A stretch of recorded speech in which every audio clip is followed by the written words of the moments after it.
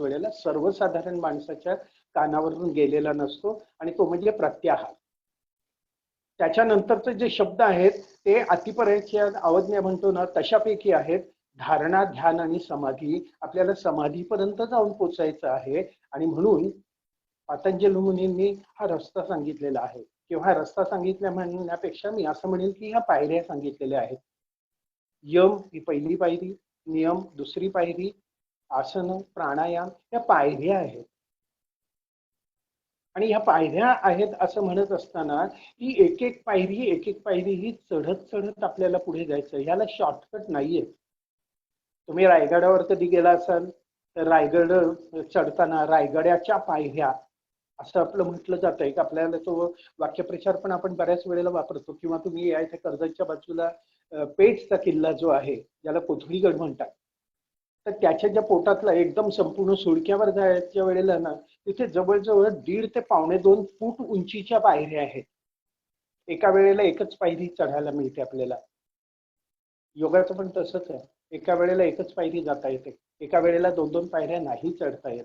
आणि आम्ही तर काय 2 पायऱ्या ओलांडून 3ऱ्या पायरीवर काय काय वेळेला 4थ्या पायरीवर उडी मारतो. तोंड घाशी पडण्याशिवाय दुसरं काही होणार नाहीये. कारण कसं आहे माहितीये का, 4थी पायरी मी मुद्दाम म्हणालो. 4थी पायरी आपली प्राणायामाची आहे आणि त्या प्राणायामाची व्याख्या करतानाच मुळी त्यांनी सांगितलेलं आहे की तस्मिन् सती श्वास प्रश्वासयोः गतिविच्छेदः प्राणायामः. श्वास प्रश्वासयोः म्हणजे श्वासोश्वास हे आपल्याला कळलं, सोपं आहे.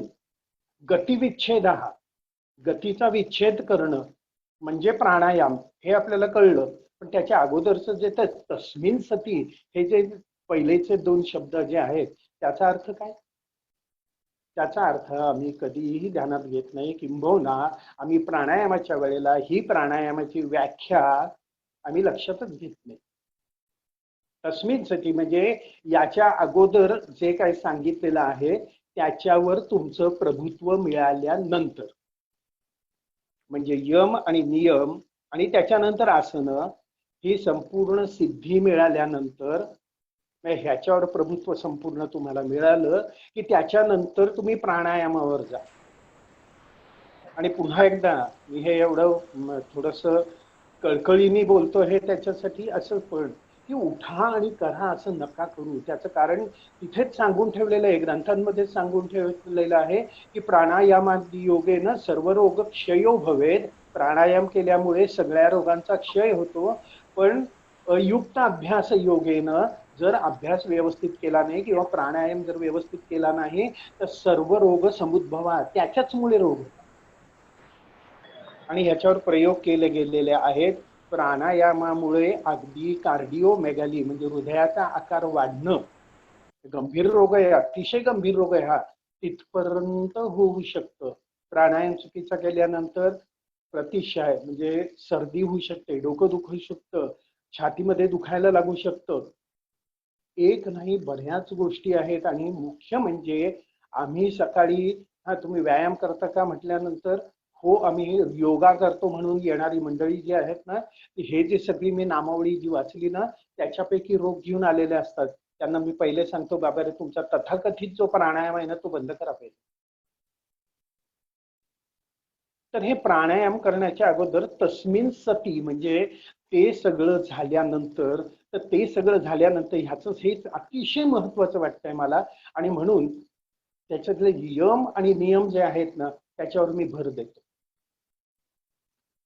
आता यम आणि नियम कोणते आहेत किंबहुना आहे ना त्याच्या अगोदर एक पाहूया आपण असं की हा सगळा मार्ग कसा आहे, योगाचा मार्ग कसा आहे. की पहिले यम सांगितलेत, मग नियम सांगितलेत. यम म्हणजे काय की समाजामध्ये मी असताना मला जे काय वागायचं आहे ते माझं वागणं म्हणजे यम झाले. माझा मी स्वतःसाठी म्हणून जे काय मी वागतो आहे ते म्हणजे झालं ते नियम झाले. यम नियम. आसनं, आसनं आपल्याला माहिती आहे योगासनं. आणि त्याच्यानंतर प्राणायाम हेही माहिती आहे. आणि त्याच्यानंतर प्रत्याहार. प्रत्याहार म्हणजे आपलं ज्ञानेंद्रिय आणि आपलं ज्ञान. म्हणजे कसं की समजा आता तुम्ही तुमच्या सगळ्यांच्या स्क्रीनवर पाहता आणि स्क्रीनवर तुम्हाला मी दिसतोय. कारण का तुमचं स्क्रीनवर मी ऍक्च्युली माझी प्रतिमा तिथे आहे, दुसरं तुमचे डोळे शाबूत आहेत, आणि तिसरं तुमचा मेंदू शाबूत आहे. त्यामुळे ती लिंक असते ज्ञानाचा विषय, ज्ञान जो घेतो तो आणि ज्ञान, 1 2 3 ही लिंक आहे. आणि त्याच्यामध्ये जे काही ही लिंक जोडणारं जे असतं ते मन असतं. आणि ते मन जर काढून टाकलं तर तुमच्या समोर ज्ञानाचा विषय असतो. ज्ञानेंद्रिय तुमची व्यवस्थित असतात, पण तुम्हाला ज्ञान होत नाही. हे मुद्दाम करता येतं, आणि त्याच्यासाठी म्हणून शब्द वापरलेला आहे तो प्रत्याहार. आता थोडंसं ह्याच्यावर मी पहिले बोलतो मुद्दाम. का माहितीये का, की हे पचायला जरा कठीण जातं, की अरे मला माणूस समोर दिसतोय आणि तो मला दिसायला नाही पाहिजे असं तुम्ही कसं काय बोलताय. तर दिसायलाच पाहिजे असं नाही, हे एका इंद्रियाबद्दल नाहीये, हे सगळ्या इंद्रियांबद्दल आहे. तुमच्या आमच्या बाबतीत होतं का हे असं? हे तुमच्या आमच्या बाबतीत दररोजच्या दररोज घडतं, किंवा हे घडलेलं इतर माणूस आपल्या लक्षात आणून देतं. स्टेशनवर उभे असतात, बाजूला पटकन मित्र येतो, म्हणतो अरे काय रे, काय हे काय, मी समोर उभा आहे, तुला हा बोलतोय, हाका मारतोय, तुझं काय, मला काय उत्तर का देत नाहीयेस. आणि पटकन आपण पाहतो त्याच्याकडे, आणि आता त्यावेळेला आत्ताच आपल्याला तो दिसतो, आणि आपण बोलून जातो, अरे लक्ष नव्हतं माझं. घडलंय प्रत्येकाच्या बाबतीत, अगदी प्रत्येकाच्या बाबतीत घडलंय. समोरून माणूस येत असतो पण आपल्याला तो दिसतच नाही, आणि समोर येऊन एकदम नंतर जाग आल्यासारखे होते, अरे हा तो कोणतरी बोलतं, अरे लक्ष कुठे आहे तुझं, मगापासून एवढं एवढं बोलतोय मी. हे लक्ष कुठे आहे तुझं, हे लक्ष हा जो प्रकार आहे ते मन आहे. आणि ते मन जर काढून घेतलं गेलं तिथे, कारण आपलं मन ना, मी आता सांगितलेल्या गोष्टींमध्ये आपलं मन दुसरीकडे कुठेतरी होतं, आणि त्यामुळे हे पाहण्याची क्रिया, ऐकण्याची क्रिया, ह्या क्रियेमध्ये आपलं मन नव्हतं. आणि म्हणून काय झालं आहे की तिथे त्या क्रियेचं जे काही ज्ञान व्हायला पाहिजे ते ज्ञान झालं नाही. आणि आता हे मुद्दाम करता येतं. योगनिद्रा म्हणून शब्द जर तुम्हाला माहित असेल, आणि याच्या बऱ्याच लोकांनी योगनिद्रा केली सुद्धा असेल, तर योगनिद्रेमध्ये हा जो प्रत्याहार आहे तो वापरला जातो. ओके, तर प्रत्याहारापर्यंत येऊन पोहोचलो आपण. आता बघा, म्हणजे समाजामध्ये आपण सगळे, म्हणजे जो साधक म्हणूया, जो योग हे करतो त्याला साधक म्हणतात. तर योग मार्गाने जाणारा माणूस आहे त्याला. तर समाजामध्ये योग मार्गाने जाणारा माणूस कसा वागेल, ते यम आलं, म्हणजे मी समाजात आहे, मग मी मला समाजापासून लांब करून घेतलं, आणि मी माझा मी, मग नियम आले. आणि माझा मी असं असताना मी माझं शरीर वापरायला लागलो, ते म्हणजे आसनं आली. मग आता मी एक ठिकाणी स्थिर बसलो, न हालता न ढुलता, म्हणजे मी माझं शरीर मागे सोडलं आणि मी फक्त श्वासोश्वासावर आलो. मग त्याच्यानंतर मी पुढे गेलो, आणि मी माझी ज्ञानेंद्रिय जी आहेत, कर्मेंद्रिय तर मगाशी सोडली आपण, तर ज्ञानेंद्रिय पण मी सोडून दिली माझी, आणि मी फक्त त्या आत्मिक लेवलकडे चाललाय, मी आता निघालेलो आहे. आता मी बुद्धी वापरतोय माझी फक्त. बुद्धी वापरत असताना मग आता धारणा येते. धारणेमध्ये पुन्हा ज्ञानाचा विषय 1 2 3 असतं. मी धारणा, मी कोणाकडे तरी एक नजरेने, एकटकपणे मी त्याचाच त्याचाच त्याचाच, आणि फक्त याला एकतानता असा शब्द वापरलेला आहे, की एकतानतेने मी संपूर्ण त्याचा विचार करतो आहे. आणि त्यावेळेला ज्ञान घेणारा मी आहे, म्हणजे स्वतः मी ते आहे त्याच्यामध्ये. तिथून पुढे गेल्यानंतर ध्यान लागतं. ध्यान करता येत नाही. धारणा करतो, आणि धारणेतून आपोआपच ध्यानाकडे आपण वळतो. तो काही सेकंदांसाठी म्हणूया, किंवा काही छोट्या कालावधीसाठी, तुमच्या आमच्यासाठी, काही लोकांसाठी जास्त कालावधीसाठी म्हणून ते ध्यान लागतं. त्या ध्यानामध्ये जो मी असतो ज्ञान घेणारा, तो कमी कमी होत जातो. म्हणजे ज्ञानाचा विषय असतो, ज्ञान असतं, आणि ज्ञान घेणारा असतो. त्याच्यामधला ज्ञान घेणारा जो आहे तो कमी होत जातो, आणि समाधीची अवस्था होत येते. त्यावेळेला तो जो माझा मी जो आहे तो मी संपूर्णपणे बाजूला होतो. म्हणजे समाजात असणारा, सामाजिक असलेला माणूस मी पासून, मी माझ्यात मी नसलेला इथपर्यंतचा जो प्रवास आहे, तो प्रवास म्हणजे योग आहे. या प्रवासासाठी आम्ही करतो का हो काय कधी?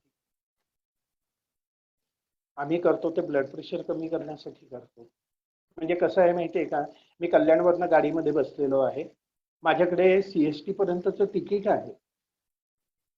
त्या डोंबिवली लागणारच आहे, ठाणा लागणारच आहे, मध्ये त्याच्यानंतर घाटकोपर, भायखळा, दादर ही सगळी स्टेशनं लागणार आहेत. मग माझ्यावर आहे त्या स्टेशनवर मी उतरायचं का नाही उतरायचं. दुर्दैवाने असं होतं आणि CST पर्यंत कधी पोहोचतच नाही. नव्हे आमच्या डोक्यामध्ये CST पर्यंत माझ्या हातात तिकीट आहे तर जाण्याचा प्रयत्न तरी करूया, असंही आपण कधी करत नाही. आणि म्हणून मग आम्ही योग करतो, ज्याला योग म्हणून नाव देतं ते चौथंच काहीतरी असतं. आणि आम्ही करतो ते आमचं ब्लड प्रेशर करण्यासाठी म्हणून असतं, आमच्या मनशांतीसाठी म्हणून असतं, आमचं डायबिटीस कमी व्हावा म्हणून असतं. थोडक्यामध्ये पातंजल मुनींनी योग सांगितला आहे तो भौतिक जगापासून लांब जाण्यासाठी केलेला आहे. आणि आम्ही जो योग करतो तो भौतिक आणि भौतिक जगासाठीच करतो. जो मूळ उद्देश आहे त्याच्यावरच आम्ही घाला घालतो. आणि घाला तर पहिल्या स्टेप पासून आम्ही घाला घालतो. यम आणि नियम. कुठे यम आणि नियम? माहितीच कुठे यम आणि नियम? म्हणजे यम आणि नियम असतात हे कुठे माहिती आहे? किंवा योगी जो माणूस आहे किंवा जो साधक आहे किंवा ज्याला योग करायचा आहे अशा माणसांनी पहिले यम आणि नियम पहिले सांभाळायचे असतात. हे माहितीच जर नसेल, या सगळ्यांची नावं मात्र आपण ऐकलेली आहेत. आता यमाबद्दल पण बोलूया, पण मला ते जास्त खूप महत्वाचं वाटतं म्हणून मी त्याच्यावर जोर देणार आहे. कारण माझी मनोदेवता अशी म्हणते की मला असं वाटतं की समजा आपण हे जे यम आणि नियम जर पाळले तर आजचं जग आहे ना ते कुठच्या कुठे बदलून जाईल. म्हणजे इथे ना सगळे जे आज सगळं जे काय घडतं आहे की तुमच्या आमच्या मनामध्ये स्ट्रेस आहे, स्ट्रेन आहे संपूर्ण, आम्ही भडकलेलो असतो, आम्ही वैतागलेलो असतो, आम्ही चिडलेले असतो, हे सगळं जे आहे ना हे सगळं निघून जाऊन सगळं काय शांत आणि अगदी व्यवस्थित मस्त असं काहीतरी होऊन जाईल. मग नियमांकडे पाहूया पहिले. यमांमध्ये 5 यम आहेत, 5 नियम आहेत. 5 यम कोणते?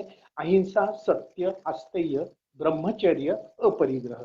अहिंसा शब्द माहिती, हा, अहिंसा सत्य माहिती आहे आपल्याला. अस्तेय हा शब्द कदाचित थोडासा अनोळखी वाटतो. स्थेय म्हणजे चोरी करणं, अस्तेय म्हणजे चोरी न करणं. त्याच्यानंतर ब्रह्मचर्य नको तेवढा माहिती आहे. आणि त्याच्यानंतर शेवटचा येतो ते अपरिग्रह. परिग्रह म्हणजे काय? परिग्रह म्हणजे साठवणूक करणं, म्हणजे साठवून ठेवणं. अपरिग्रह म्हणजे साठवायचं नाही. आता एक एक पाहूया. म्हणून हे कशाला सांगताय? अहिंसा काय सांगताय आम्हाला? आम्ही काय अहिंसा करतो? हिंसा करतो का? आम्ही कुठे मारामारी करायला जातो? हा, लहानपणी शाळेबिळेमध्ये होतं तसं, पण आता नाही. आता आम्ही अगदी सज्जन, छान, मस्त, सुंदर. ते दिसत नाही दादा. आम्ही काही तसं नसतो आम्ही, असं आपल्याला वाटतं. आम्ही हिंसक असतो, नक्की हिंसक असतो आम्ही. आम्ही हिंसा करतो. म्हणूनच पातंजल मुनी म्हणतात की हे जे सगळं करायचं ते कायिक, वाचिक आणि आत्मिक हे तिन्ही करायचं असतं. म्हणजे मी ज्या वेळेला हिंसा म्हणतो ना त्यावेळेला मला फक्त कोणाच्या तरी कानाखाली उडं मारली किंवा असं, म्हणजे हिंदी पिक्चर मध्ये ढिशूम ढिशूम जी चालायची, आता ढिशूम ढिशूम चालत नाही, आता काय त्या आपटी वेगळंच चालतं, जाऊ दे. तर आपल्याला कानाखाली वाढावी एवढंच. आपण मध्यमवर्गीय माणसं आहोत, त्याच्या पुढे शक्यतो जात नाही. ते करायला कधी जात नाही, मारामाऱ्या करायला कधी जात नाही आता आपण. पण एक बारीक, सगळेच्या सगळे जण आपण रेल्वेने प्रवास केलेले आहोत किंवा करणारे आहोत. रेल्वेच्या प्रवासामध्ये आपल्याला धक्के लागतातच, हे 100% माहिती आहे. कारण का माहिती आहे का? रेल्वेची गर्दीच तेवढी कमी जास्त असते मस्तपैकी. तरी पण आपण शांतपणे उभे असतो आणि घाटकोपर येतं किंवा या हल्ली दिवा, डोंबिवली हे आल्यानंतर ते दड माणसं आत हे करतात. आणि मग आपण पण बोलतो किंवा नाही बोलत, आपण नुसतं हे करतो, जरा बरोबर उभा राहा ना जरा. नाही, हे मराठीमध्ये नाही बोलतो आपण, गाड्यामध्ये आपण मराठी बिराठी कुठे वाटतं, जरा सीधे खडे राहो ना, हिंदीमध्येच बोलतो आपण मराठी माणसाशी सुद्धा. असो, तर बोलण्यामध्ये तो जो सूर वापरलेला असतो तो सूर अगदी व्यवस्थितपणे वाचिक हिंसा करणारा असतो. काय काय वेळेला असं हे करतो, आपण डोळे मिटून बसलेलो असतो, उभे राहिलेलो असतो. डोंबिवलीच्या माणसाने बसलेलो असतो हे उगीच बोलायचं नाही कधी. तर आपण डोळे मिटून असं उभे असतो आणि तसाच हे असतो. बाजूच्या माणसाची धडक आपल्याला लागते. आपल्याला 100% माहित असतं की त्या माणसाचं काहीही चूक नाहीये. पण तरी सुद्धा आपण बोललो नाही तरी एक जळजळीत दृष्टिकोन त्याच्याकडे, असं दृष्टिक्षेप आपण त्याच्याकडे टाकतो आणि आपण गप्प बसतो. ही मानसिक हिंसा नाही झाली का? आत्मिक हिंसेबद्दल तर आपण बोलूच नको, आपण पदोपदी करत असतो. घरामध्ये मुलाला, बायकोला न ओरडणारा पुरुष, जाऊन दे कोण आहे काय हे ते विचारत नाही ना, सगळेच्या सगळे जण आले त्याच्यामध्ये. मग ही आमची ती ही वाचिक हिंसा नाही झाली का? काही नाही म्हटलं तरी मग आतल्यात खदखदत राहणं, ते पाहिलं हे झालं ना तरी सुद्धा ही वाचिक मानसिक हिंसा आहे. हे सगळं आपल्याला बंद करता येईल का? हो, आपल्याला हे बंद करता येतं. किंवा म्हणा ना, खरं सांगायचं तर हे बंद करणं हे गरजेचं आहे. कारण आपण बऱ्याच वेळेला असं हे करतो की आपण, म्हणजे वपू काळेंचं एक वेगळंच वाक्य आहे, पार्टनर मधलं वाक्य आहे, थोडंसं वेगळं आहे वाक्य, पण इथे चांगलं चपकल लागू पडतं. तो म्हणतो की आपण ज्या माणसाकडे आपण पाहत असतो त्याच्याचकडे आपल्याला पाहायचं आहे असं इतरांना वाटतं. त्याच धर्तीवर मी म्हणेन की आपण ज्या माणसाला ओरडत आहोत आता, त्याच माणसाला आपल्याला ओरडायचं आहे असं जो ओरडून घेत असतो किंवा ते ऐकत असतो त्या माणसाला वाटतं. नाही, आपण चौथा राग एकीकडे काढत असतो.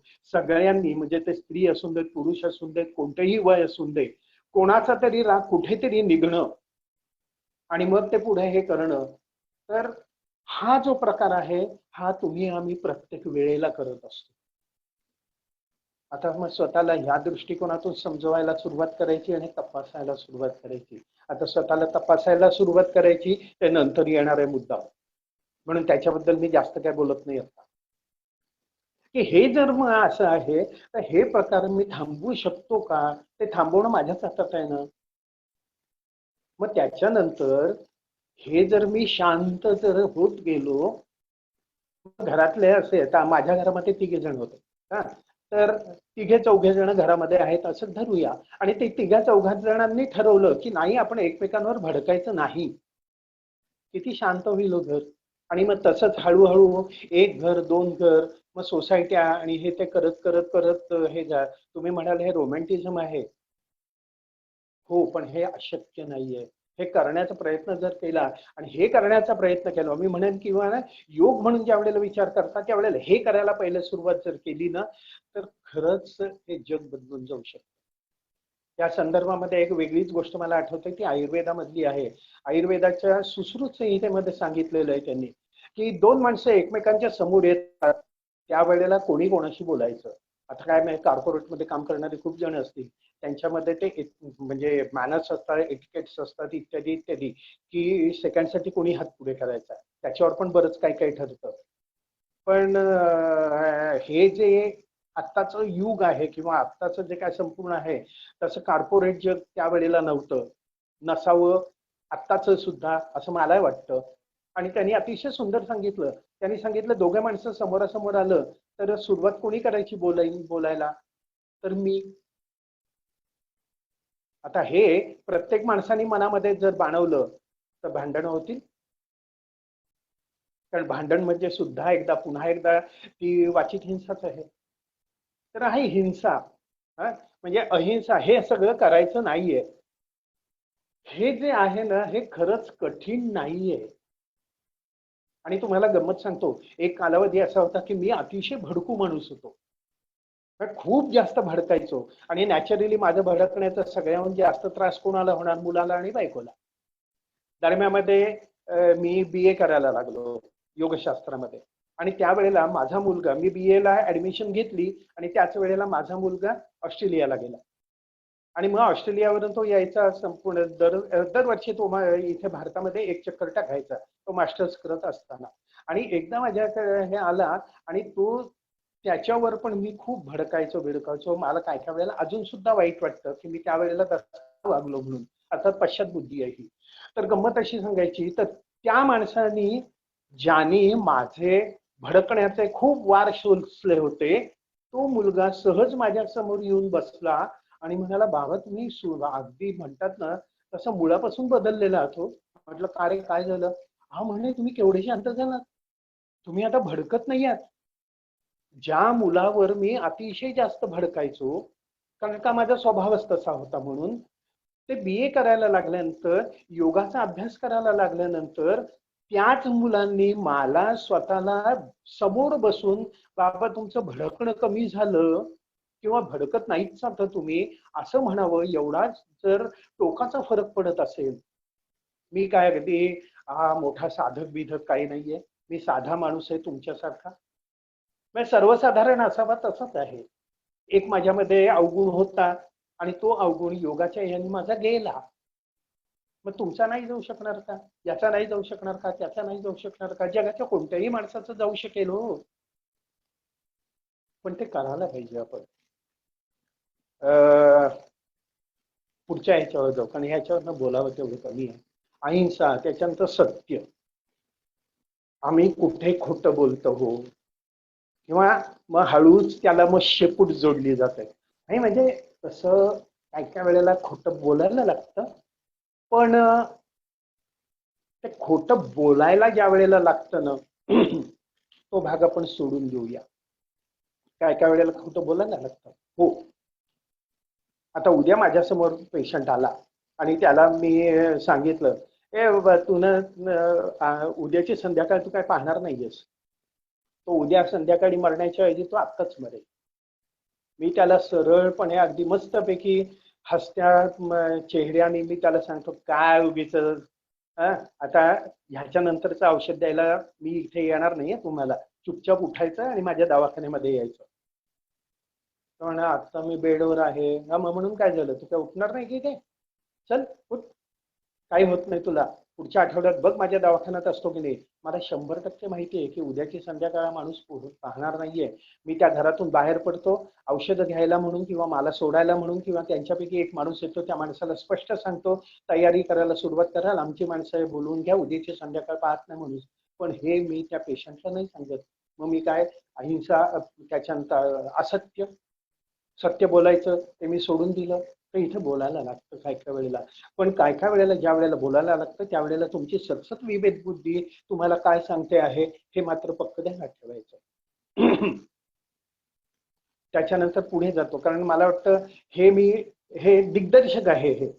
हे दिग्दर्शक जे आहे ना, की मी आजपर्यंत बोलल्यानंतर ना पुढचं तुम्हाला समजणार आहे की आपण आपल्या जीवनामध्ये काय करतो. मी वेगवेगळी उदाहरणं देऊन देऊन देऊन मला नाही वाटत की मी हे सत्य म्हणजे काय, मला कोणत्याच स्तरावर जाऊन सत्य पाहिजे आहे. हे प्रत्येक माणसाला आपलं प्रत्येकाचं असत्य माहीत असतं. म्हणजे ते फार प्रसिद्ध वाक्य पण आहे की बायकोशी सगळं सत्य बोलायचं नसतं म्हणून. आता हे विनोद म्हणून सांगितलेलं वाक्य का खरंच कोणाला सिरियसली म्हणून हे केलेलं वाक्य, पण बरेच जण असं असतात की नवरा बायको दोघे जण त्यावेळेला दवाखान्यामध्ये येतात, त्यावेळेला नवरा बायकोच्या मागे बसतो, लांब खुर्ची खेचून बसतो आणि नंतर तिथून व्यवस्थितपणे डोळ्यांनी माझा इशारा करत असतो. अर्थात हे नवऱ्याच्याच बाबतीत घडतं अशातला भाग नाही आहे, हे सगळ्या नात्यांबद्दल घडतं. मग ती नाती मित्रमित्र म्हणून पण असून देत, मित्रमैत्रिणी म्हणून असून देत, प्रियसी असून देत, नवरा बायको असून देत, मुलगा काय तुम्हाला जेवढी मनामध्ये असतील नसतील तेवढी सगळी नाती आहे. त्या सगळी नाती कोळून प्यायलेलो आहे मी. प्रत्येक माणूस मला हळूच खुणवत असतो, मी त्यांना थाप मारलेली आहे, गप्प बसा. आता गंमत अशी असते की प्रत्येक वेळेला मगाशी मी म्हणालो ना तसं अपरिहार्य असलेलं असत्य हे असतंच, अशातला काही भाग नाही आहे. आणि मग आतापासून आपण करायला सुरुवात करू की जे असत्य मला बोलण्याची गरज नाही आहे ना, ते मी असत्य नाही बोलणार. स्वतः हा ना स्वतःला स्वतः सुधारण्याचा मार्ग आहे. आता नियमांमध्ये आपण ज्या वेळेला जाऊ ना त्यावेळेला ह्याच्याबद्दल सांगितलेलं आहे, म्हणून मी मुद्दाम ह्या इथेच थांबून जातोय. अहिंसा, सत्य आणि त्याच्यानंतर अस्थेय. अस्थेय म्हणजे चोरी करायची नाही. ह्या आता तुम्ही आम्हाला चोर पण ठरवायला लागलात का, हे मी वाक्य खाल्लंय. मी समजून देत होतो 8 अंक काय, तर पुढचा माणूस होता. आता आपण इथे मी दिसतोय सगळ्यांना आणि बऱ्याच जणांनी स्वतःचे म्यूट केलेले असतील, मनामध्ये आलेलं पण असेल काय आम्हाला काय चोरबीर समजता का तुम्ही, हे खाल्लेलं आहे वाक्य मी. तर इथे फार वेगळं आहे. चोरी कोणाची जायचं आणि काहीतरी चोरायचं, म्हणजे जसे चोर चोरून नेतात तसंच करण्याची गरज असते का हो?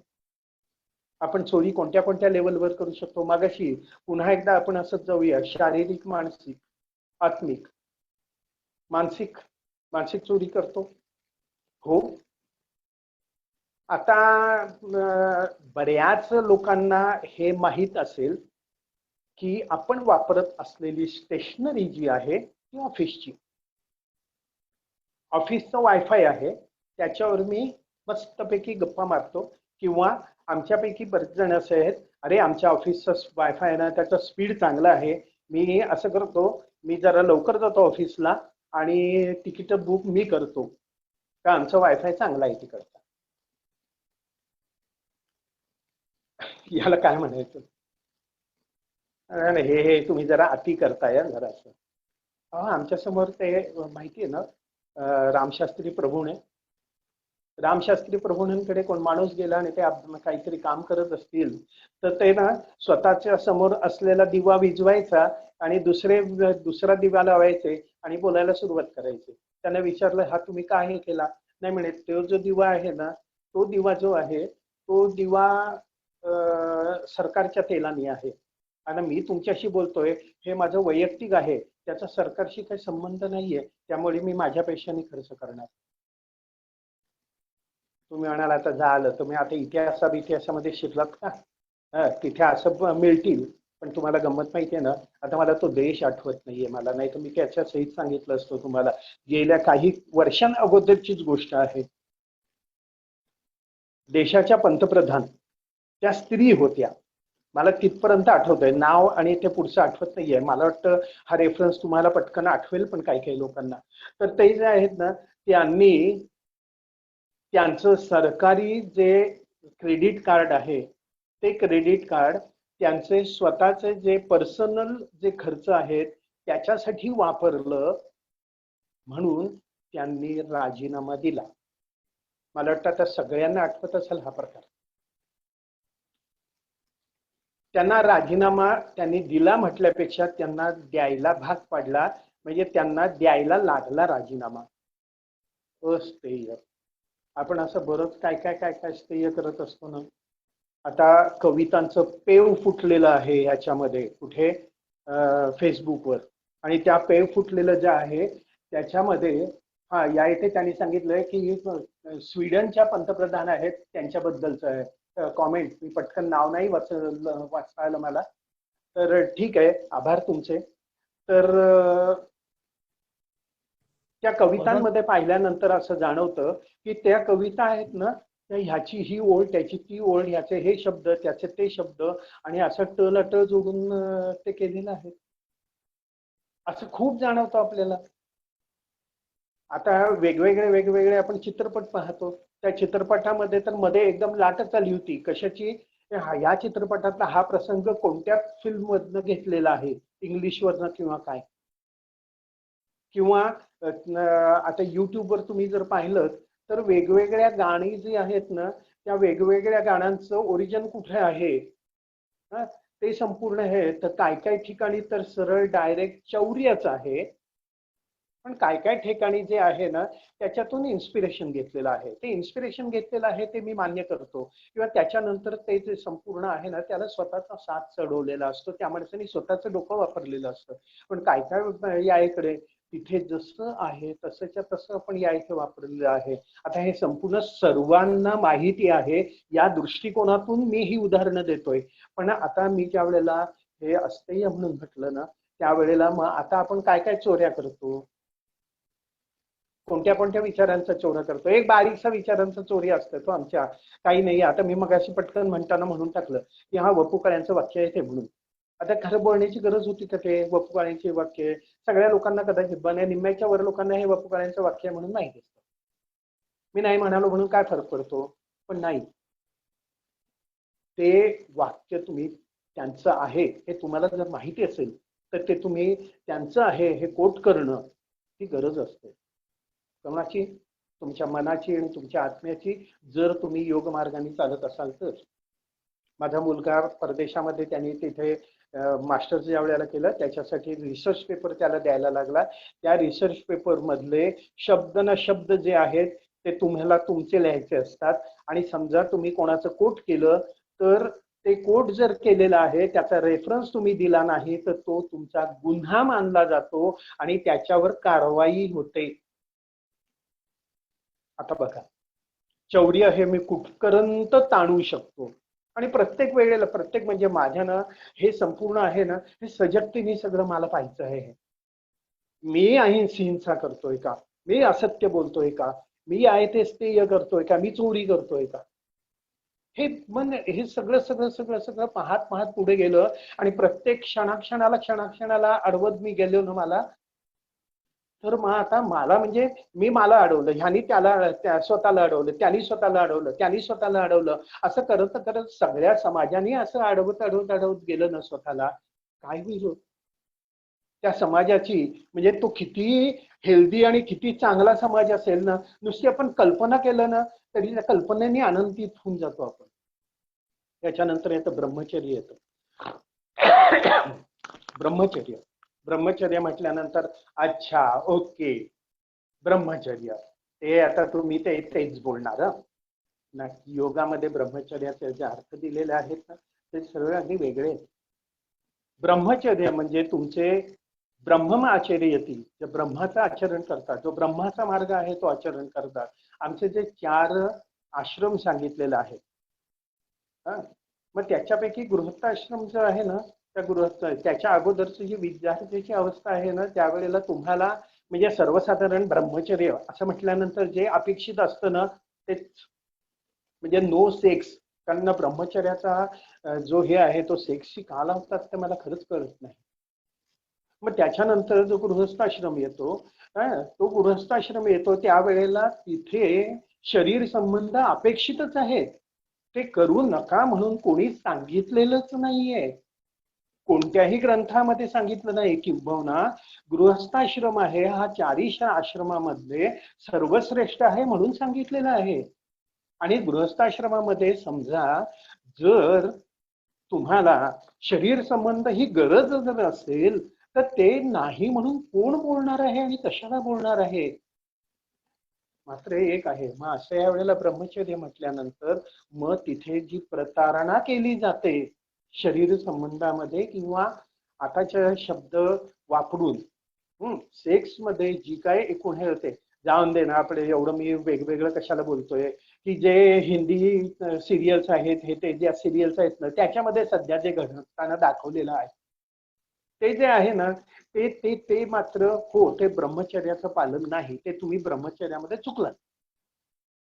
त्याच्यानंतर वानप्रस्थाश्रम आहे, त्याच्यानंतर मध्ये ते संपूर्ण हे आहे संन्यासाश्रम आहे.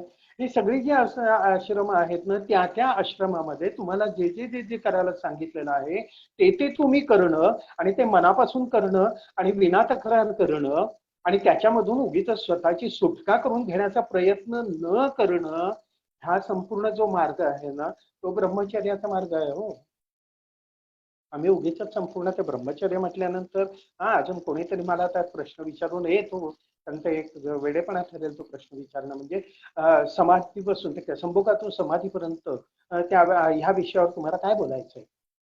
कारण तो शब्द आम्हाला एवढा काय आकर्षित करून जातो ना, त्यामुळे समाधी आणि ते जोडल्यानंतर आम्हाला ना उगीच खुसखुस खुसखुस काहीतरी मनामध्ये येतो म्हणून तो प्रश्न विचारला जातो.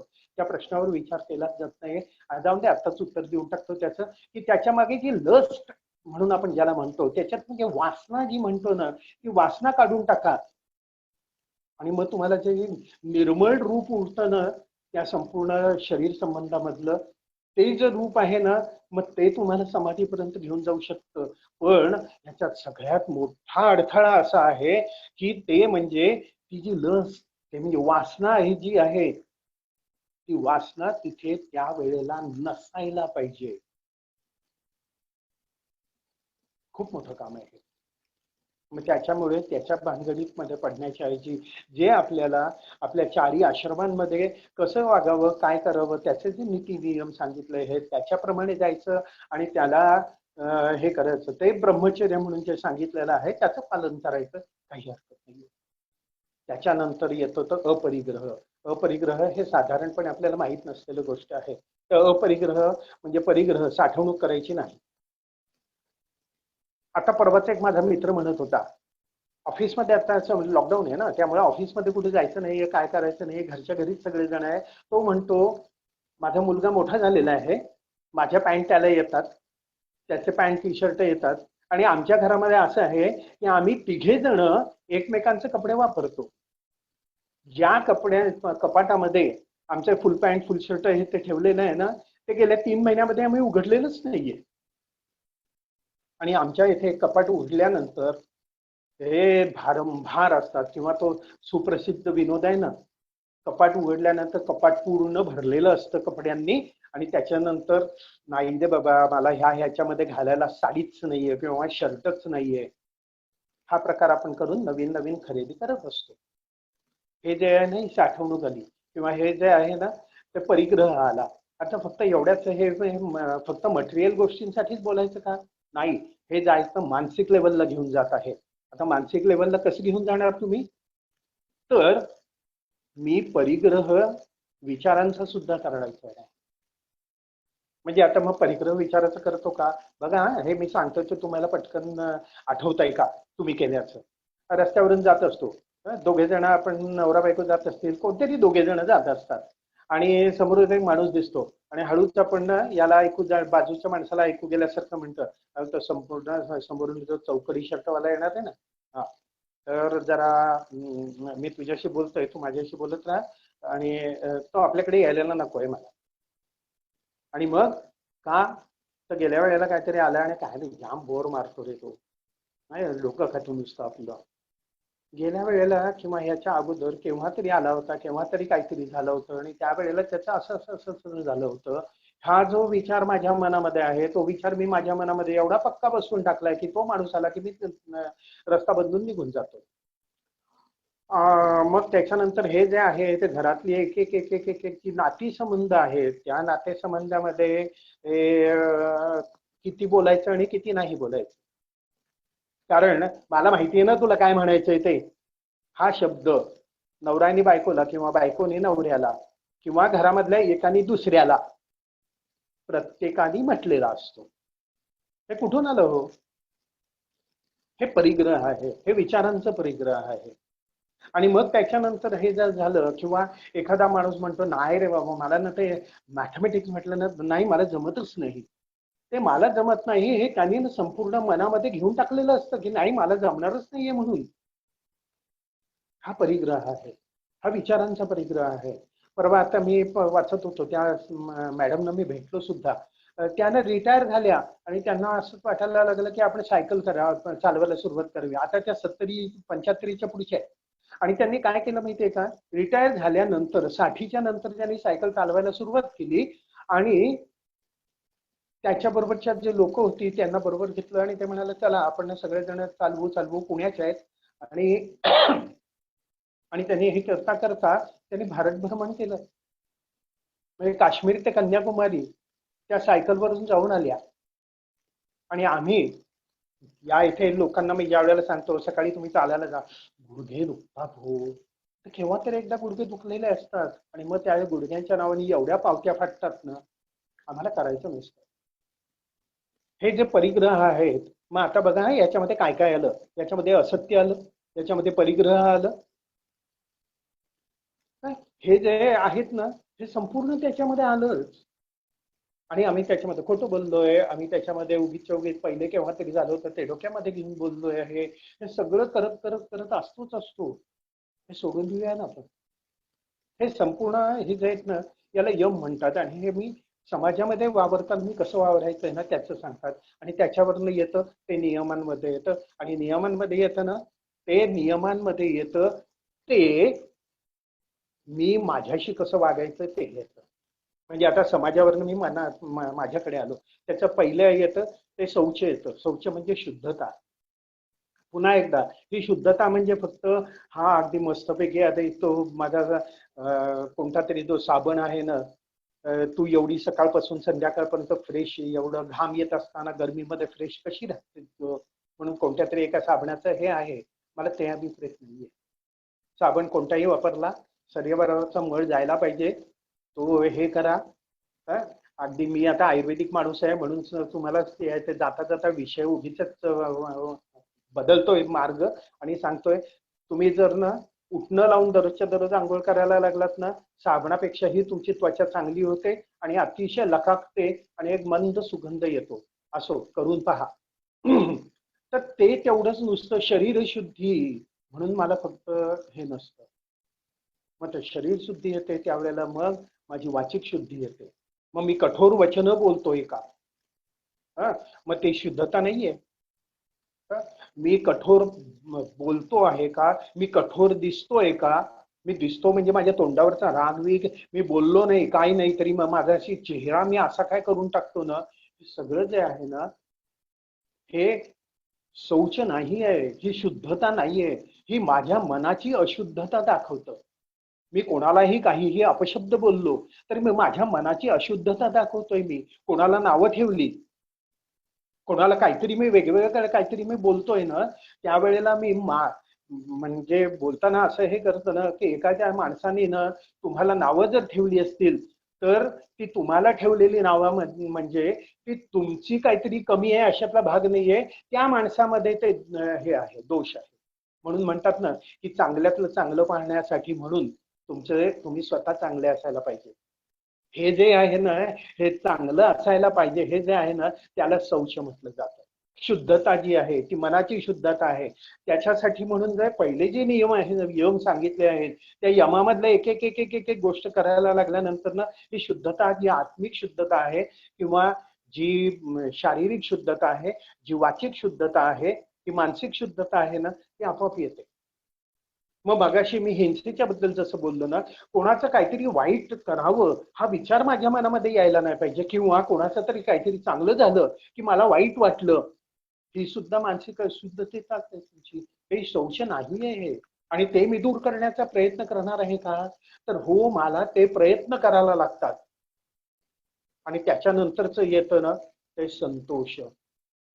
आम्हाला संतोष म्हणजे संतोष मानणं, तर त्याच शब्दाचा तोच अर्थ आहे.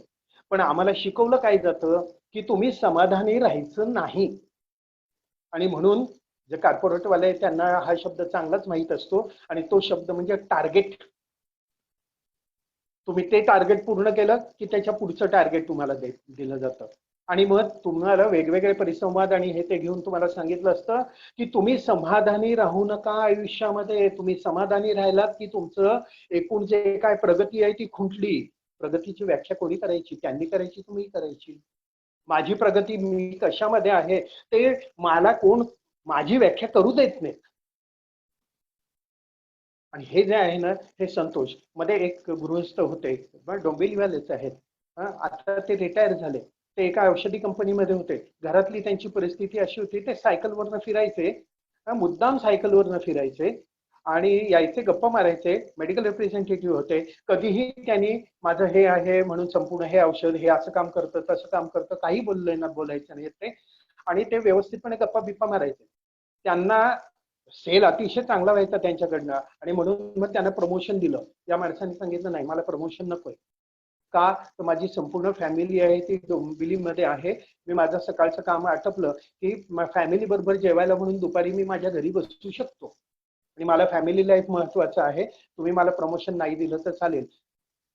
रिटायर होईपर्यंत ह्या माणसाने प्रमोशन घेतलं नाही, पण मी त्याच्यासारखा आनंदी माणूस पाहिलेला नाहीये. तोच नाही, त्याच्या घरातली सगळी माणसं पाहिल्यानंतर असं प्रफुल्लित, त्या कुटुंबाकडे पाहिल्यानंतरच असं वा वाटतं मनाला. अरे काय माणसं आहेत की काय, किती एकमेकांना जोडून आहेत, किती छान आहेत. मी माझी प्रगती जी आहे ना ती माझी प्रगती मी हे करायची आहे. खरं सांगू का, मोबाईलमध्ये ना एक मागे गेम यायचा, टेम्पल रन म्हणून. तर पळायचं पळायचं पळायचं पळायचं त्या माणसाने, आणि ते करत असताना पैसे जमवायचे. मग ते अडथळे येतात ते ओलांडायचे. आणि मग त्याच्यानंतर ती स्टेप हे झालं की मग त्याच्यानंतर पुढची स्टेप. त्या पुढच्या स्टेपला काय करायचं, पळायचं पळायचं पळायचं पळायचं. आणि मग त्याच्यानंतर काय करायचं, अजून पळायचं. त्याच्यानंतर काय करायचं, अजून पळायचं. त्याच्यानंतर काय करायचं, अजून पळायचं. पुढे काय मिळवायचं नाही, मिळवायचं काही नाही. मिळवायचे जे पैसे मिळवायचे ना, ते तुमचं लाईफ कमवण्यासाठी मिळवायचंय. आणि ते लाईफ कशासाठी वापरायचं, पळण्यासाठी वापरायचं. प्रत्यक्ष जीवनामध्ये पण सुद्धा आपण हे टेम्पल रन हे करतोय का हो, विचार करूया आपण. आणि मी कुठे सांभाळायचं, माझं सुख कशामध्ये आहे याची व्याख्या मला करून द्या. आणि मी स्वतः करा ती व्याख्या, आणि त्या व्याख्येप्रमाणे जगायला सुरुवात करा. संतोष. आणि त्याच्यानंतर येतं तप. तप म्हणजे काय येतं, की तप म्हणजे स्वतःला त्रास घेऊन एखादी गोष्ट करणं. आता मी आताच उदाहरण जे दिलं ना, ते पुन्हा घेतो. की समजा मी माझ्या ऑफिसमध्ये सांगितलं, आता माझ्या म्हणजे मला काय ऑफिस बिफिस नाही, माझं क्लिनिक आहे. तर त्या ह्याच्यामध्ये सांगितलं मी की माझ्या क्लिनिक बद्दल बोलूया. चला, क्लिनिक मध्ये म्हटलं की नाही बाबा, ह्या वेळापासून ना दर शनिवारी माझं क्लिनिक बंद राहील. का तर नाही, मी आतापर्यंत एवढं सगळं केलं ना, आता मला ह्याच्यानंतर घरामध्ये मला संपूर्ण हे करायचं आहे. हे मी बोलू शकतो. तर बोलल्यानंतर मला 10 लोक काय काय काय काय काय काय ऐकवतात. मला अगदी जवळची पण ऐकवतात, ज्यांचा काही संबंध नसतो तेही ऐकवतात. आणि मी ते सगळं सहन करायला लागतं. एखादी गोष्ट, काहीतरी वाईट तुमच्या बाबतीत घडतंय, वाईट म्हणजे तुम्हाला त्रास होतो आहे, ते सहन करून सुद्धा तीच गोष्ट तुम्ही ज्या वेळेला करत असतात ना, त्याला तप म्हटलं जातं. आणि योग म्हणून ज्या वेळेला सांगितलंय तर महातप आहे. तर हे तप. आणि त्याच्यानंतर येतं संतोष आलं, तप आलं. शौच, संतोष, तप. आणि त्याच्यानंतर येतं तर स्वाध्याय. मग अशी जी मी म्हणालो ना की नंतर मी सांगणार आहे, प्रत्येक पावला पावलावर स्वतःला तपासायचं, स्व अध्याय, स्वतःचं अध्ययन करायचं, स्वतःला समजून घ्यायचं. मी कुठे आहे, मी काय करतोय, मला काय करायचं होतं, मी ते करतोय हे की नाही, हे संपूर्ण स्वतःचं अध्ययन करायचं, स्वतःचा अभ्यास करायचा. आणि प्रत्येक जिथे जिथे जिथे जिथे मला जाणवतं की नाही बाबा, इथे मी गडबड केली आहे, तिथे मी गडबड केली आहे, त्या तिथे मी गडबड केली आहे, तर स्वतःला अडवायचं. योगाच्या मार्गावर जायला स्वतः स्वाध्याय हे अतिशय महत्वाचं असतं, पहिल्यापासून शेवटपर्यंत. कारण नंतरच्या ज्या स्टेप्स आहेत त्या ह्याच्यामध्ये सुद्धा तुम्ही कोणत्याही क्षणी अडथळा येऊ शकतो. तो अडथळा माझ्यामध्ये का आला, स्वाध्याय. स्वतःचं अध्ययन करा, तुम्ही काय करताय, तुम्ही कुठे चुकताय, कसं काय हे करताय. आणि हे सगळं जे येतं ना ते स्वाध्यायामध्ये येतं. पहिल्या क्षणापासून ते शेवटच्या क्षणापर्यंत तुम्हाला स्वाध्याय जे आहे ते चालूच ठेवायला लागतं. आणि हे सगळं झाल्यानंतर पतंजल मुनींनी जे सांगितलेलं आहे ना, ते खूप महत्वाचं वाटतं मला. नतमस्तक होतो त्याच्यामध्ये समोर.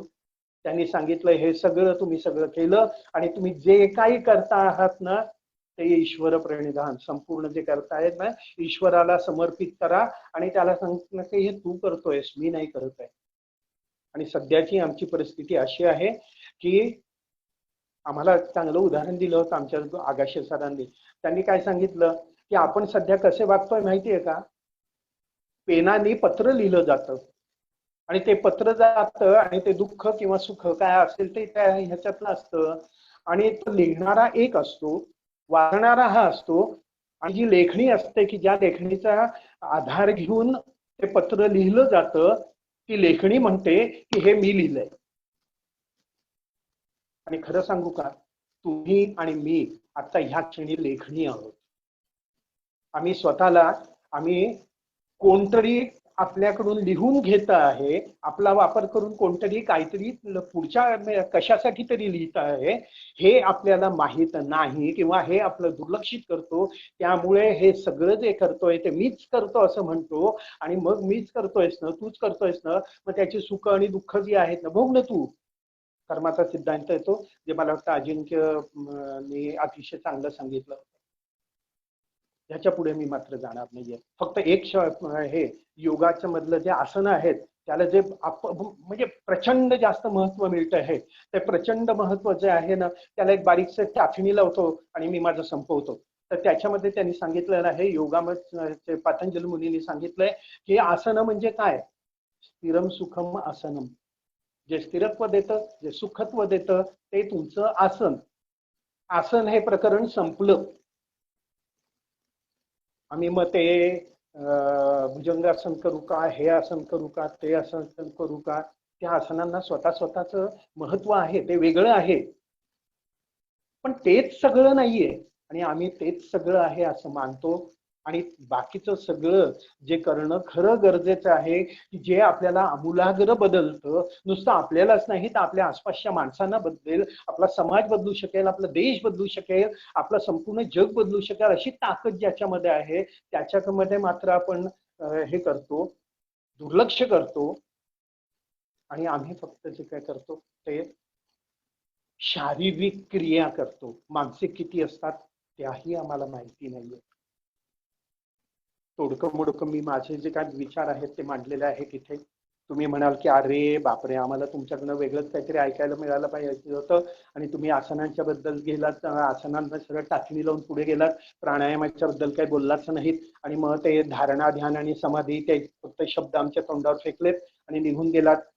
मला वाटतं ना की पहिल्या 2 पायऱ्या चढल्यानंतर, तिथे लिफ्ट नाहीये हो योगाच्या मार्गामध्ये, तिथे एक पायरी चढायला तर लागते. आणि ती पायरी एक चढताना ती पायरी चढण्याचा आनंद जो आहे ना, तो आनंद उपभोगा. आणि त्या आनंदाबरोबरीने समजा तुम्ही जर योगाची आसनं करायला लागलात ना, मग ते योगाचं आसना केल्यानंतर मग समापतिभ्याम म्हणून त्यांनी शब्द वापरलेला आहे की ईश्वराचं तुम्ही तादात्म्य पावलेलं तुम्हाला असं एक फील येतं, म्हणून मग ते तुम्हाला मिळू शकेल. हा योग आहे. मी फार थोडक्यामध्ये सांगितलं, पण मला जे वाटत होतं ते सांगितलं मी. जे काही माझे तोडके मोडके विचार होते ते तुम्ही मला इथे मांडायला परवानगी दिली, त्याच्याबद्दल संयोजकांचे पुन्हा एकदा आभार. आणि तुम्ही सगळ्यांनी ऐकून घेतलं त्याच्याबद्दल आभार.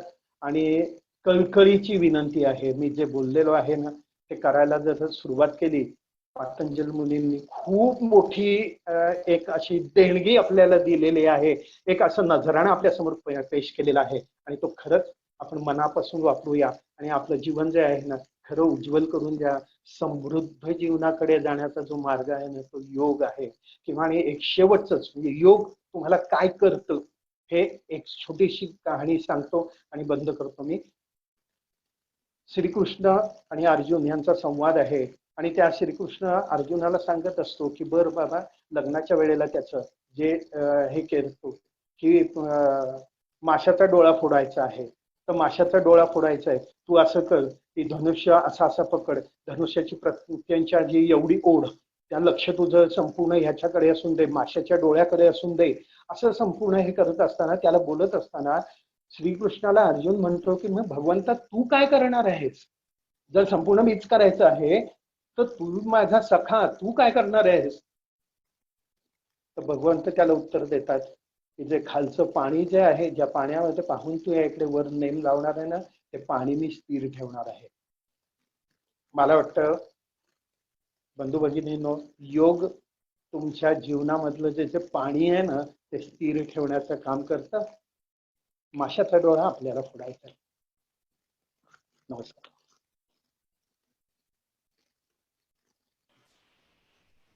खूपच सुंदर सर, एकदमच धन्यवाद. डोळे उघडणार आणि प्रस्थापित विचार जे आहेत त्याच्या पलीकडे जाणारं तुमचं सत्र होतं आत्ताचं. धन्यवाद. पण जणांना जर प्रश्न असेल तर विचारण्याची अनुमती मागतो तुमच्याकडे. हो चालेल ना. खरं पाहिलं तर 9:15 वाजलेले आहेत, त्यामुळे ते तुम्ही ठरवा. नाही, हरकत नाही. म्हणजे मला वेळेचं हरकत नाहीये. चालेल ना. कोणाला जर प्रश्न असेल आपल्यापैकी तर आपण विचारू शकता. मला विचारायचं होतं, माझे ऍक्च्युली 2 प्रश्न आहेत. हा हा हा, आपण पहिल्या ज्या 2 पायऱ्या सांगितल्यात म्हणजे हा हा यम, नियम आणि मग त्याच्यानंतर आसनं, ही तिसरी बरोबर. पायरी येते. हा तर आता आपण आसनांपासून सुरुवात करतो जनरली सामान्य माणसं. मग बरोबर. यम आणि नियम याकडे दुर्लक्ष होतं. पण बरोबर. आता काय करून त्याच्यावर आपण प्रभुत्व मिळवू शकतो किंवा त्या पायऱ्या आपण ओलांडल्या किंवा त्या पायऱ्या आपण पार केल्या असं पण केव्हा म्हणू शकतो, तिसऱ्या पायरीवर जायचं असेल तर? तिसऱ्या पायरीवर जायचं असेल ना तर एक आता पहिली गोष्ट असं, त्याच्यासाठी काय करू शकतो ह्याचं मी पहिले बोलून टाकतो. म्हणजे कसं करायचं माहितीये का, की ओके आतापर्यंत नाही केलं ना मी, हरकत नाही ना, नाही केलं मी, आता करायला सुरुवात करतो. म्हणजे म्हणतात ना, हे कधीच उशीर होत नसतो, तर आत्तापासून सुरुवात करूया. आणि त्याच्यानंतर ते आता आपण जे काय पुढच्या पायऱ्या गाठलेल्या आहेत, त्या पायऱ्या गाठताना आपल्याला मनाशी पुन्हा एकदा सत्य, की मनाशी पुन्हा एकदा आपण मनाला स्वतःला समजवूया की मी तिथे गेलेलो आहे, पण ना ह्या पायऱ्या ओढून म्हणजे ते पायऱ्या न घेता मी पुढे गेलेलो आहे, तर मी आता पायऱ्या घ्यायला सुरुवात केलेलं आहे, तरी पण मी ते चालू ठेवतोय.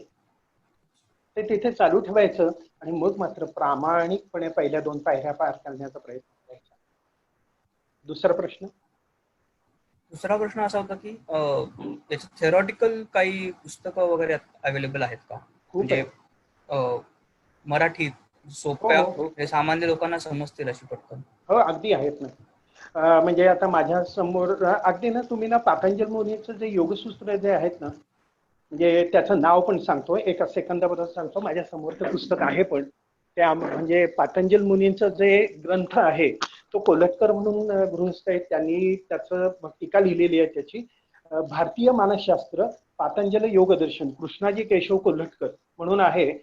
दणदणीत मोठं पुस्तक आहे आणि अतिशय चांगलं पुस्तक आहे ते. पुन्हा एकदा नाव सांगतो, भारतीय मानसशास्त्र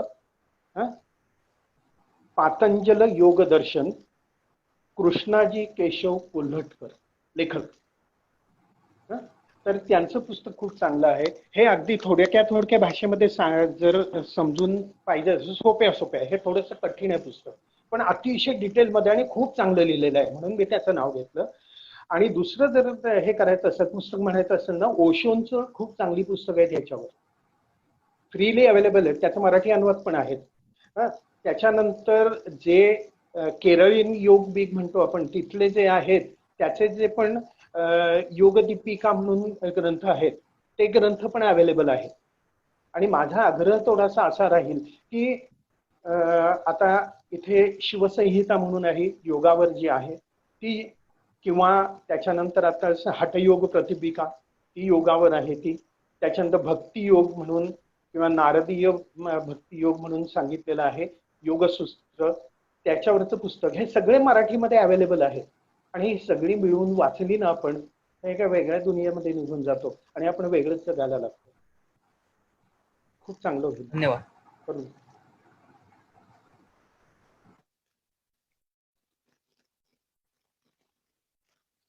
अजून कोणाला काही प्रश्न आहेत? माझा एक प्रश्न होता. हा. सरांनी मगाशी म्हणाला की विचारांचा अपरिग्रह म्हणजे विचारांची साठवणूक करू नये आपण. बरोबर. तर आता सध्या जे प्रकरण गाजते की बरेच जण म्हणजे निराशेमध्ये येऊन जे आत्महत्या वगैरे करतात, तर मग अशा वेळेस जे निगेटिव्ह थॉट्स जे येतात त्यांना आपण कसं टॅकल करावं? सुंदर, छान प्रश्न विचारला.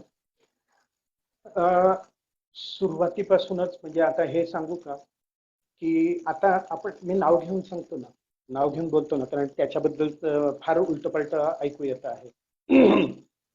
सुशांत सिंह राजपूत जे होता त्यांनी हे केलं, ते त्याच्याबद्दल बोलताना ना प्रत्येक वेळेला हेच बोललं गेलं की तो बोलला असता तर इतरांनी ऐकून घेतलं असतं तर. आता मग ह्या योगामध्ये कुठे, योगाचे जे यम नियम आहेत ना त्याच्यामध्ये हे कुठे बसवायचं. मी असत्य बोलतोय पुढच्या माणसाशी, जर मी माझं मन माझं जे काय आहे ते मनामधलं माझं बोलत नाहीये ना, तर मी असत्यच बोलतोय. ते असत्य नकोय. त्याच्यानंतर ह्या संपूर्ण जी काही इंडस्ट्री, अख्खी इंडस्ट्री संतोष शून्य, कोणीही संतुष्ट नसतं. त्याच्यानंतर शौच, त्याच्यामध्ये शौचामध्ये सांगितलेलं आहे की दुष्टपणा जे संपूर्ण करायचा नाही, इत्यादी इत्यादी भरलेलं आहे सगळीकडे तिथे. तर ह्या सगळ्यापासून मला वाचवायचं आहे का?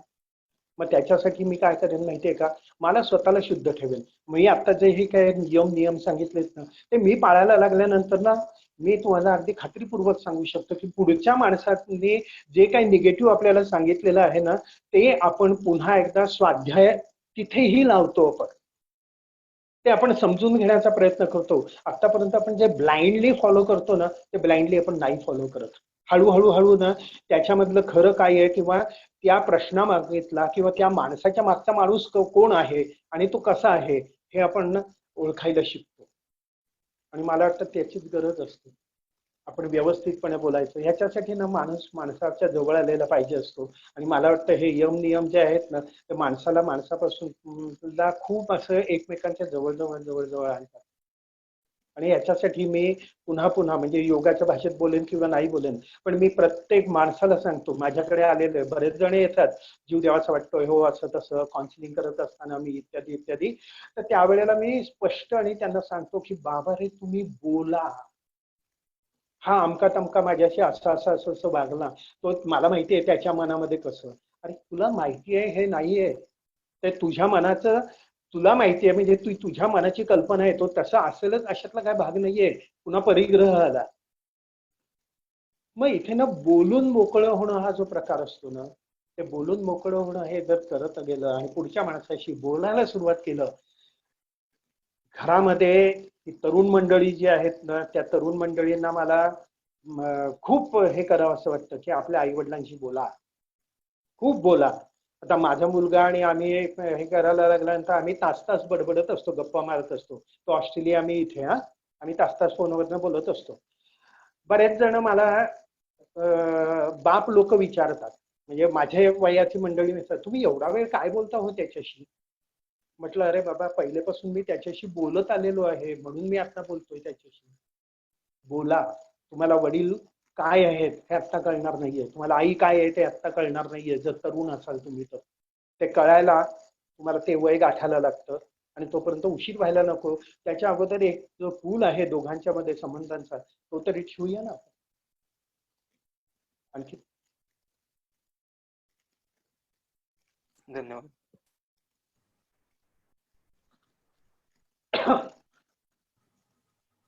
अजून कोणाला काही प्रश्न?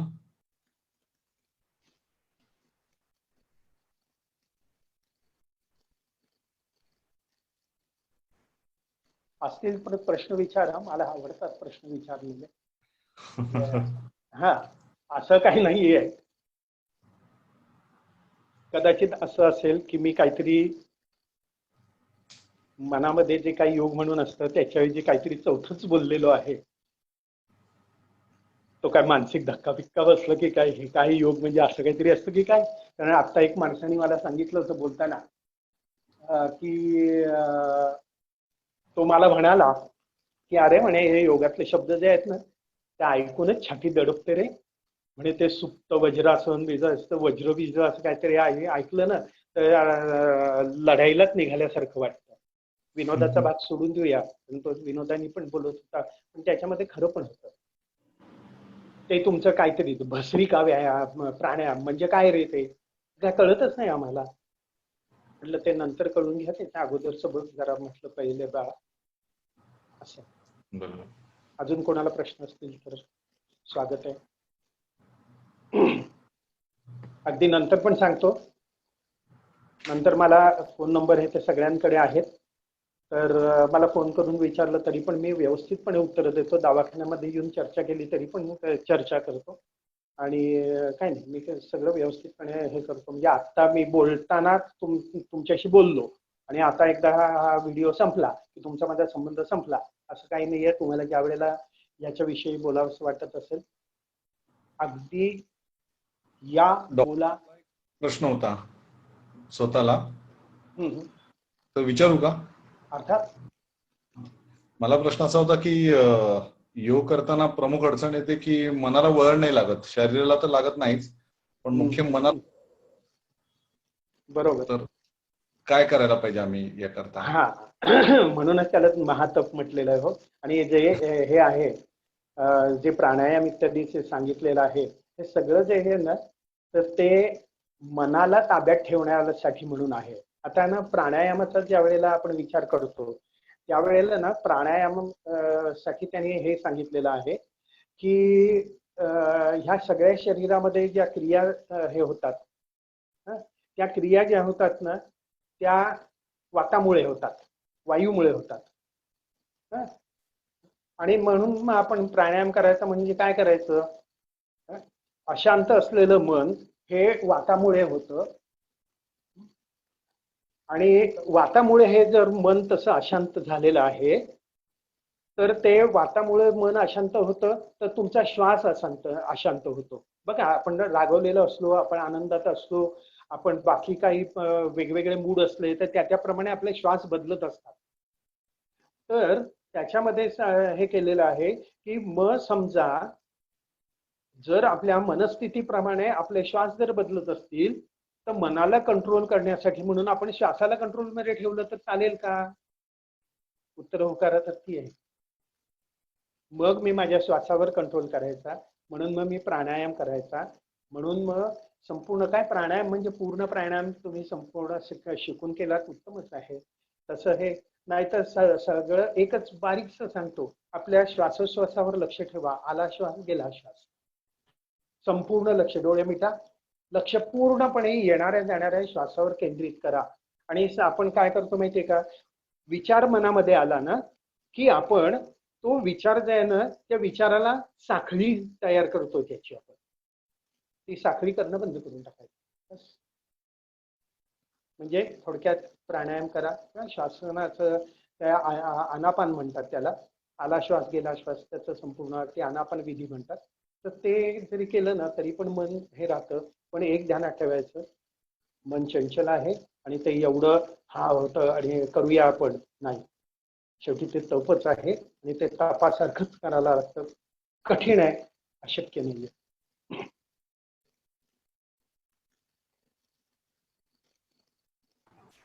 सरांचा एक थोडं कंटिन्यू एक प्रश्न विचारतो. ते तप आहे बरोबर आहे, पण आता हे आपण जे काम करतो म्हणजे जॉब वगैरे करून ह्या सगळ्यावर कंट्रोल करणं सोपं आहे का, म्हणजे शक्य आहे का?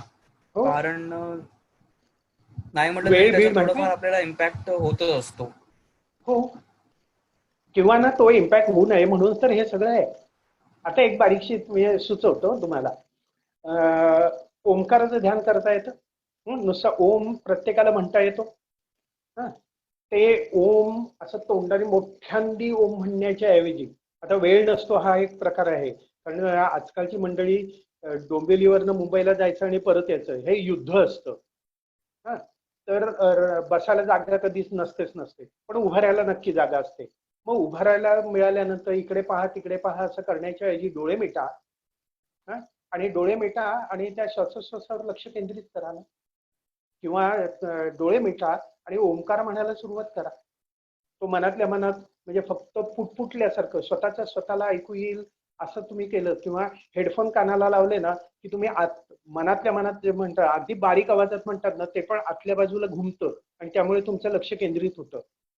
आणि एकदा लक्ष इकडे केंद्रित झालं तर जे तुम्हाला डिस्टर्बिंग आहे त्याच्यापासून संपूर्ण लक्ष तुमचं बाजूला जातं. मन हळूहळू शांत व्हायला लागतं. तुम्हाला जो वेळ मिळतो आहे त्या ह्याच्यामध्ये करत राहायचं, इलाज नाही आपल्याला त्यांना.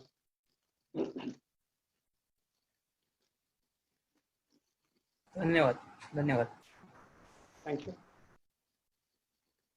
मी मध्ये मध्ये इथे आलेले मेसेजेस पण वाचण्याचा प्रयत्न करतोय. हो, खूप चांगलं. मी हे सांगितलं त्याच्याबद्दल सगळ्यांना धन्यवाद. तुम्ही काय बोलत होता? सॉरी, मध्ये इंटरप्ट केलं. नाही, खूपच चांगलं सत्र झालं. मला असं वाटतं शब्दांकनचा जो मूळ उद्देश आहे की वेगवेगळे विचार तेवढ्या अधिकारवाणी असलेल्या व्यक्तीने जर पोचवले तर आमच्यासारखे जे मंडळी आहेत त्यांना खूप फायदा होऊ शकतो. याच्यातून कुठेतरी इन्स्पिरेशन मिळते, प्रेरणा मिळते. आता नुकतंच आंतरराष्ट्रीय योगा दिवस साजरा झाला आणि त्या साजरा झालेल्या दिवसाच्या निमित्ताने प्रामुख्याने शारीरिक क्रियांवर भर देणारी व्याख्यानं, भर देणारे विषय मांडले गेले. आणि बऱ्याच अंशी मला असं वाटतं बऱ्याचदा की आता जागतिक पटलावर भारताचं स्थान वाढत चाललंय आणि त्यामुळे भारतीय मूल्य जी आहेत त्यांचं सुद्धा महत्व वाढत चाललंय. पण जसा योग असेल किंवा आयुर्वेद असेल किंवा या भारतीय ज्या सिस्टीम्स व्यवस्था निर्माण झाल्या त्यांचं महत्व वाढत जरी गेलं असलं तरी त्याचा आत्मा मूळ थोडासा हरवल्यासारखा भासतो. आणि कधी कधी ह्या किंवा एकत्र व्यवस्था आहे आणि ती जगण्याची व्यवस्था. म्हणजे योग हा काही फक्त सकाळी 6 ते 7, 7 ते 8 या वेळेत करण्याची आसनं एवढ्या पुरता मर्यादित नाही. तो संबंध संबंध आयुष्याला व्यापून टाकणारा विषय आहे याचा आपल्या विवेचनातून एकदम सखोल जाणीव झाली. आणि अजून बरेच माइल्स आपल्याला भारतीयांना पण जायचे आहेत आणि आपल्याला वैयक्तिक पातळीवर खूप वेगळा अनुभव खरा तर आजचा आला. आणि योगाकडे कोणीतरी कॉमेंट पण लिहिलेली आहे की अत्यंत वेगळी दृष्टी आज मिळाली.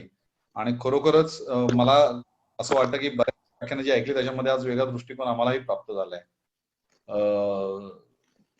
अजिंक्य मला बऱ्याचदा म्हणाला होता, वैयक्तिक पातळीवर सांगतो की अजिंक्य बऱ्याचदा मला म्हणाला होता की डॉक्टरांना भेटून यायला पाहिजे एकदा असंच गप्पा मारण्याकरता म्हणून. आणि इतके दिवसात माझा तुमच्याकडे यायचं राहिलं त्याचा मला आज पश्चाताप खरा तर होतोय. आणि खूप चांगल्या गप्पा मारण्याचा योग परत यायला हवा तसा मी जुळवून आणेन. आणि तुमचं मार्गदर्शन आवडेल आम्हाला मला पण. आणि अजिंक्य माझ्यावर प्रेमच करतो त्यामुळे तो माझ्याबद्दल चांगलं बोलणारच.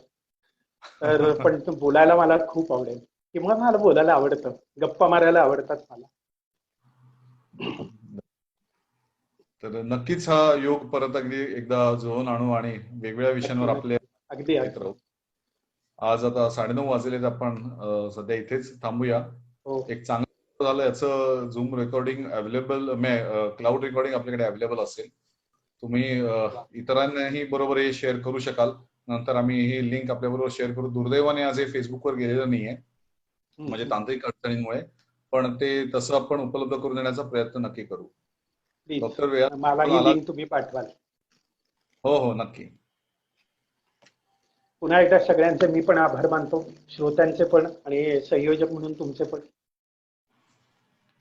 धन्यवाद. आपण बैठकाची संपवूया आणि परत एकदा पुन्हा गुरुवारी भेटू नवीन विषयासह. धन्यवाद.